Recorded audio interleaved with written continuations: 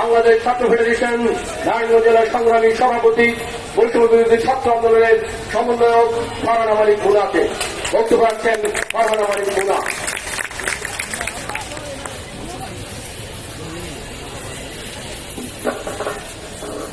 বন্ধুরা, আজকে এই শহীদ মিনার প্রাঙ্গণে গণসংহতি আন্দোলনের আয়োজনে রাজনৈতিক বন্দোবস্ত অর্থাৎ বাংলাদেশের ভবিষ্যৎ সামনে কিভাবে নির্মাণ করা যায় এই প্রসঙ্গে এই গণসংলাপে যারা এই শহীদ মিনার প্রাঙ্গণে উপস্থিত হয়েছেন সেই সকল ছাত্র জনতা ভাই বোন প্রত্যেককে বাংলাদেশ ছাত্র ফেডারেশন নারায়ণগঞ্জ জেলা এবং বৈষম্য বিরোধী ছাত্র আন্দোলনের পক্ষ থেকে সালাম জানাই।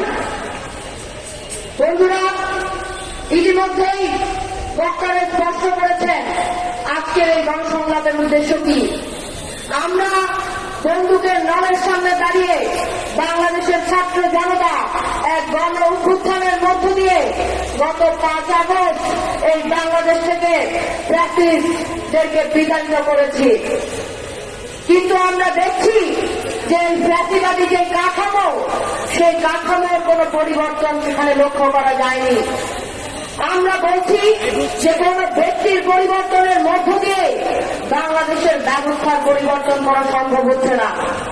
কিন্তু আমরা দেখছি এই ব্যক্তির পরিবর্তনের পরে এখন যে নতুন বাংলাদেশ নির্মাণের আলোচনা, সেই আলোচনাকে আমরা সর্বাধিক গুরুত্বপূর্ণ আলোচনা মনে করছি এবং সেই লক্ষ্যে আজকে একটি বৈষম্যহীন বাংলাদেশ কিভাবে রূপান্তর করা যায় এবং এই বাংলাদেশকে একটা গণতান্ত্রিক বাংলাদেশে রূপান্তরের যাত্রার পথ কি হতে পারে সেই লক্ষ্যে আজকে এই গণসংলাপ, যার মধ্য দিয়ে আমরা এই সময়ের যে রাজনৈতিক বন্দোবস্ত তার উল্লেখ করতে চাই।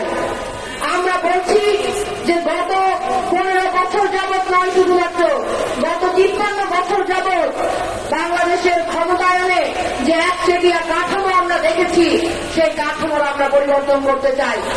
আমরা দেখেছি যে ক্যাম্পাসগুলো, আমাদের শিক্ষা আন্দোলনগুলো যেগুলো হবার কথা ছিল আমাদের প্রাণের, আমাদের মনন বিকাশের আতুর ঘর, সেগুলোকে আমরা দেখেছি কিভাবে টর্চার সেলে রূপান্তর করা হয়েছিল। আমরা 5 আগস্টের পরে এই গণ অভ্যুত্থান পরবর্তী বাংলাদেশে কোনোভাবেই আমাদের শিক্ষাঙ্গনগুলোকে আর টর্চার সেল হিসেবে দেখতে চাই না। আমরা বলছি আমাদের ক্যাম্পাসগুলো হতে হবে গবেষণা এবং জ্ঞান চর্চার কেন্দ্র, যেখানে প্রত্যেক মতের, প্রত্যেক ধর্মের, প্রত্যেক লিঙ্গের এবং বিশেষত প্রত্যেক রাজনৈতিক মতাদর্শের শিক্ষার্থীদের নিরাপদ অবস্থান নিশ্চিত করা হবে। আমরা আবারও বলছি, প্রত্যেক রাজনৈতিক মতাদর্শের শিক্ষার্থীদের নিরাপদ অবস্থান ক্যাম্পাসে নিশ্চিত করতে হবে। আমরা চাই আমাদের ক্যাম্পাসগুলোতে প্রত্যেক মতের চর্চা করা হোক। আমরা চাই আমাদের ক্যাম্পাসগুলোকে রাজনৈতিক সচেতন করে শিক্ষার্থীদেরকে রাজনৈতিক সচেতন করে গড়ে তোলার জন্য শিক্ষা দেওয়া হোক।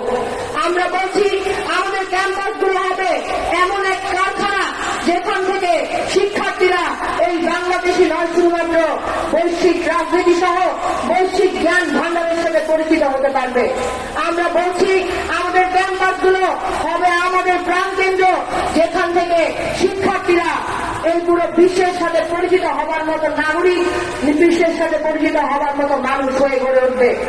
ফলে আমরা এই নতুন রাজনৈতিক বন্দোবস্ত দেখতে চাই আমাদের ক্যাম্পাসগুলোর নতুন কাঠামো, এবং তার চাইতে গুরুত্বপূর্ণ বিষয় আমরা দেখতে চাই আমাদের শিক্ষার